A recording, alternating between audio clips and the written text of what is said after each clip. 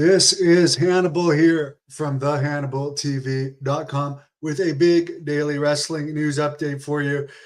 WWE, part of this new TKO group with UFC, is obviously taking competition very seriously with AEW. AEW Dynamite was on Tuesday this week, yesterday, which featured Edge's first match back since being in AEW. And by the way, he looks so happy in AEW. And I watched his full AEW press conference after Wrestle Dream. And if you compare his press conference with how happy he was and how much he put over the company to CM Punk's press conference, I mean, just what night and day. Great hire for AEW. And by the way, Triple H even admitted that it was a good move for Edge to go to AEW. But NXT did a 0.30.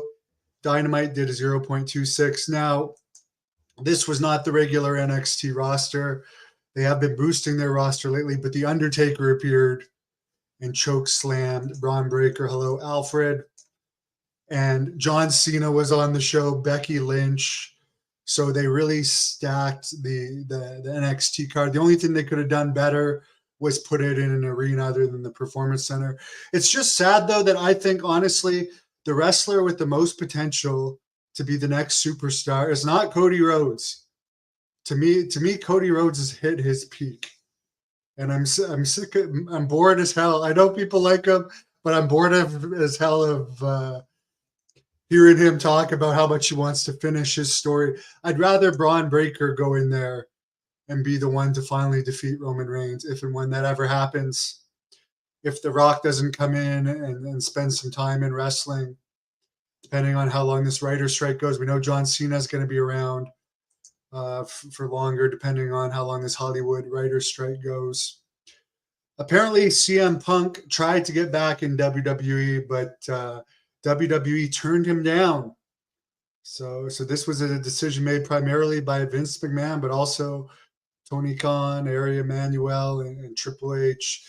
They feel, according to many sources, that the negatives outweigh the positives as far as CM Punk returning to WWE. So that would leave pretty much Japan and Impact, which Impact would not be able to pay him very much, but they would probably give him freedom because he would bring his fans to Impact, which is a struggling company. They're about, I think PCO's leaving, Sami Callahan's leaving.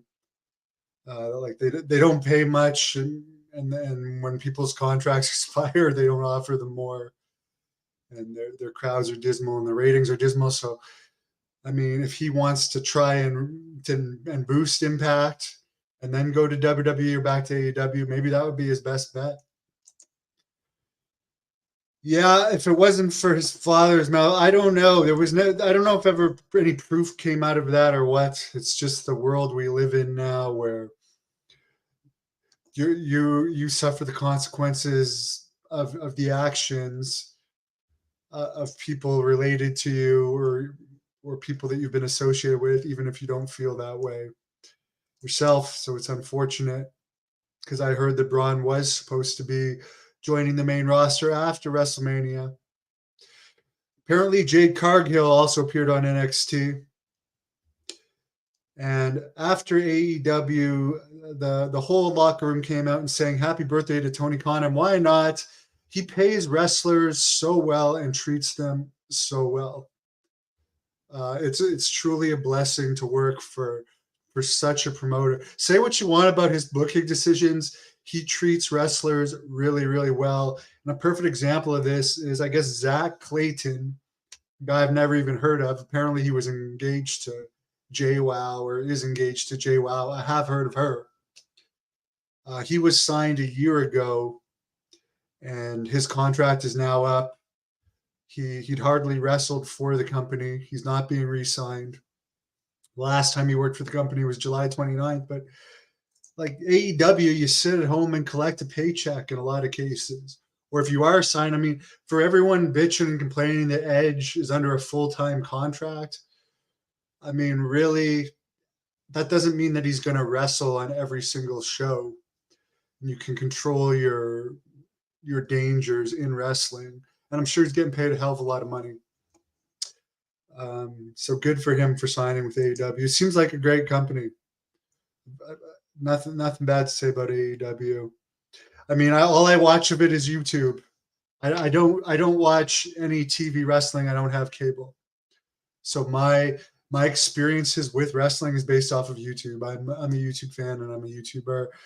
Another thing related to WWE and UFC's TKO group is TKO is obviously bringing UFC to Saudi Arabia, where in the past UFC has not held an event there since 2018 due to a murder that took place of journalist Jamal Khashoggi. And I am mispronouncing that wrong. I'm not trying to make light of it. But Endeavor, UFC's parent company, pulled out of running there. But since then, not only WWE has continued to run Saudi Arabia, and of course they're part of this TKO group with UFC, but so many other sports and businesses are involved with Saudi Arabia. So you're going to turn down millions and millions and millions and millions of dollars when people just don't care about that murder anymore, to be blunt, other than I'm sure the person's family. I mean, it's a terrible thing. I don't know much about it, but obviously business is business. By the way, I did a review of the Von Erich's upcoming movie coming out December 22nd. Very excited to see that. And Jack Kilby yesterday was in Renfrew promoting the upcoming event, Great North Wrestling in Renfrew. Saturday, November 4th, which I am going to be hosting. I am actually going to be hosting that event. And it's going to be very interesting.